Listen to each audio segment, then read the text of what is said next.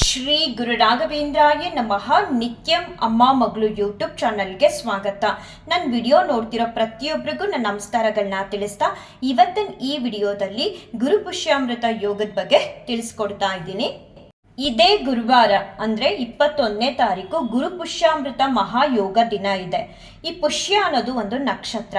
ಇದು ವರ್ಷದಲ್ಲಿ ಕೆಲವು ಬಾರಿ ಮಾತ್ರ ಬರುತ್ತೆ. ಹೋದ ತಿಂಗಳು ಕೂಡ ಗುರು ಪುಷ್ಯ ಯೋಗ ದಿನ ಇತ್ತು ಗುರುವಾರ, ಹಾಗೆ ಈ ಗುರುವಾರ ಕೂಡ ಗುರುಪುಷ್ಯಾಮೃತ ಯೋಗ ನಕ್ಷತ್ರ ಬಂದಿದೆ. ಇದು ಗುರುವಾರನೇ ಬರೋದ್ರಿಂದ ಪುಷ್ಯ ನಕ್ಷತ್ರ ಗುರುಪುಷ್ಯಾಮೃತ ಯೋಗ ಅಂತ ಆ ದಿನನ ಕರೀತಾರೆ. ಈ ಗುರುಪುಷ್ಯಾಮೃತ ಯೋಗದ ದಿನ ನಾವೇನಾದರೂ ಒಂದು ಹೊಸ ಕೆಲಸನ ಶುರು ಮಾಡ್ತಿದ್ದೀವಿ ಅಂದರೆ ಆ ದಿನ ತುಂಬ ಶ್ರೇಷ್ಠ ಇರುತ್ತೆ.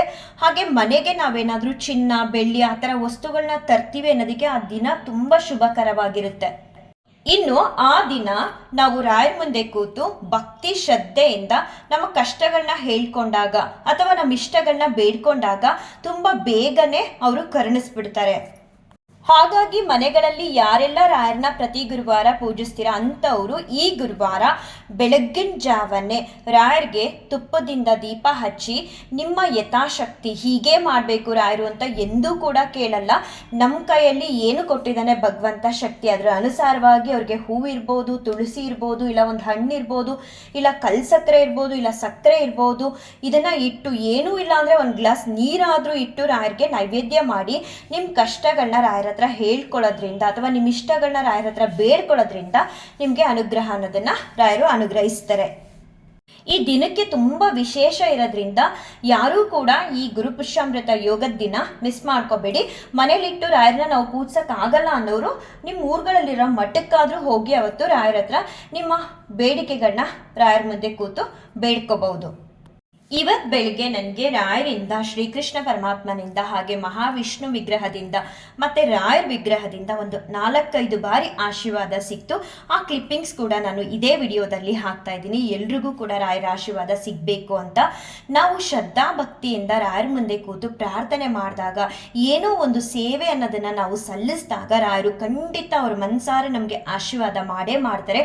ಕೆಲವ್ರಿಗೆ ತಡ ಆಗ್ಬೋದು, ಆದರೆ ಆಶೀರ್ವಾದ ಅಂತೂ ಖಂಡಿತ ರಾಯರು ಒಂದಲ್ಲ ಒಂದಿನ ಅವ್ರ ಭಕ್ತರಿಗೆ ಕೊಟ್ಟೆ ಕೊಡ್ತಾರೆ. ಆಶೀರ್ವಾದ ಮಾಡಿದ್ರೆ ಮಾತ್ರ ನಮ್ಮ ಸೇವೆ ರಾಯರಿಗೆ ಸಲ್ಲಿದೆ, ಇಲ್ಲ ಅಂದರೆ ಇಲ್ಲ ಅಂತಲ್ಲ ಅರ್ಥ. ರಾಯರಿಗೆ ನಾವೇನೂ ಸೇವೆ ಮಾಡದೆ ಸುಮ್ಮನೆ ಅವ್ರ ಮುಂದೆ ಕೂತು ಏನಾದರೂ ಒಂದು ಮಾತಾಡ್ತಿರುವಾಗ ರಾಯರು ನನಗೆ ಆಶೀರ್ವಾದ ಮಾಡ್ತಾರೆ. ಆ ಟೈಮಲ್ಲಿ ನಾನು ಏನೂ ಕೂಡ ಸೇವೆ ಮಾಡ್ತಿರಲ್ಲ. ರಾಯರಿಗೆ ಮನಸ್ಸು ಬರಬೇಕು, ಆಶೀರ್ವಾದ ಮಾಡಬೇಕು ಇವ್ರಿಗೆ ಅಂತ. ಆಗ ಖಂಡಿತ ರಾಯರು ಆಶೀರ್ವಾದ ಅನ್ನೋದನ್ನು ನಮಗೆ ಕೊಟ್ಟೆ ಕೊಡ್ತಾರೆ. ಕೆಲವ್ರಿಗೆ ತುಂಬ ಬೇಗ ರಾಯರು ಆಶೀರ್ವಾದ ಮಾಡ್ಬೋದು, ಇನ್ನೂ ಕೆಲವ್ರಿಗೆ ತಡ ಆಗ್ಬೋದು. ನಾವು ಎಷ್ಟು ಪರಿಶುದ್ಧವಾದ ಮನಸ್ಸಿಂದ ರಾಯರ ಮುಂದೆ ಕೂರ್ತೀವೋ ಅಷ್ಟು ಬೇಗ ರಾಯರು ನಮಗೆ ಆಶೀರ್ವಾದ ಅನ್ನೋದನ್ನು ಮಾಡ್ತಾರೆ.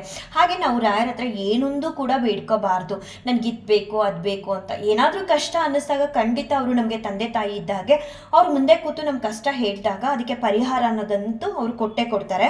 ಯಾವಾಗಲೂ ನಾವು ರಾಯರ ಹತ್ರ ಕೂತಾಗ ಜ್ಞಾನ ಅನ್ನೋದನ್ನ ಕೊಡಿ, ನನಗೆ ಜ್ಞಾನದ ಬೆಳಕು ಅನ್ನೋದು ನಮಗೆ ಬೇಕು ನಮ್ಮ ಜೀವನದಲ್ಲಿ ಅಂತ ಬೇಡ್ಕೋಬೇಕಂತೆ. ಆಗ ಖಂಡಿತ ರಾಯರು ನಮ್ಮ ಜೀವನನ ಜ್ಞಾನ ಅನ್ನೋದನ್ನ ಕೊಟ್ಟು ಉದ್ಧಾರ ಮಾಡ್ತಾರೆ. ರಾಯರ್ನ ನಾವು ತಂದೆ ತಾಯಿ ಜಾಗದಲ್ಲಿ ಇಟ್ಟು ನೋಡಿದಾಗ ಅವ್ರಿಗೆ ಗೊತ್ತಿರುತ್ತೆ ಅವ್ರ ಮಕ್ಕಳಿಗೆ ಏನು ಕೊಡಬೇಕು, ಏನು ಕೊಡಬಾರ್ದು, ಯಾವ ಸಮಯದಲ್ಲಿ ಅವ್ರಿಗೆ ಕಷ್ಟ ಬರ್ತಿದೆ, ಯಾವ ರೀತಿ ಅವ್ರನ್ನ ಕಾಪಾಡಬೇಕು ಎಲ್ಲವನ್ನೂ ತಿಳ್ಕೊಂಡಿರ್ತಾರೆ ರಾಯರು. ಹಾಗಾಗಿ ನಾವು ಏನೊಂದು ಬೇಡಬಾರ್ದು, ನೀವು ಇಟ್ಟಂಗೆ ನಮ್ಮ ಜೀವನ ಅಂತ ಹೇಳಬೇಕು. ಆವಾಗ ರಾಯರು ಖಂಡಿತ ನಮ್ಗೆ ಏನು ಬೇಕು ಬೇಡಗಳನ್ನ ಸರಿಯಾದ ಸಮಯಕ್ಕೆ ಕೊಟ್ಟು ನಮ್ಮ ಜೀವನನ ಉದ್ಧಾರ ಮಾಡ್ತಾರೆ. ಈ ಗುರುಪುಷ್ಯಾಮೃತ ಯೋಗದ ದಿನ ಮನೇಲಿ ರಾಯರನ್ನ ನಿಮ್ಮ ಶಕ್ತಿಯ ಅನುಸಾರ ಇಟ್ಟು ಪೂಜಿಸಿ ಹೊಸದಾಗಿ ಪೂಜಿಸೋದಕ್ಕೆ ಶುರು ಮಾಡ್ತೀವಿ ಅನ್ನೋರು ಕೂಡ ಮಾಡ್ಬೋದು. ಆ ದಿನ ರಾಯರು ಎಲ್ಲರನ್ನೂ ಕಾಪಾಡಲಿ, ಎಲ್ಲರಿಗೂ ಒಳ್ಳೇದು ಮಾಡಲಿ ಅಂತ ಬೇಡ್ಕೊಳ್ತಾ ಈ ವಿಡಿಯೋನ ಎಂಡ್ ಮಾಡ್ತೀನಿ. ಶ್ರೀ ಕೃಷ್ಣಾರ್ಪಣಮಸ್ತು, ಶ್ರೀ ಕೃಷ್ಣಾರ್ಪಣಮಸ್ತು, ಶ್ರೀ ಕೃಷ್ಣಾರ್ಪಣಮಸ್ತು.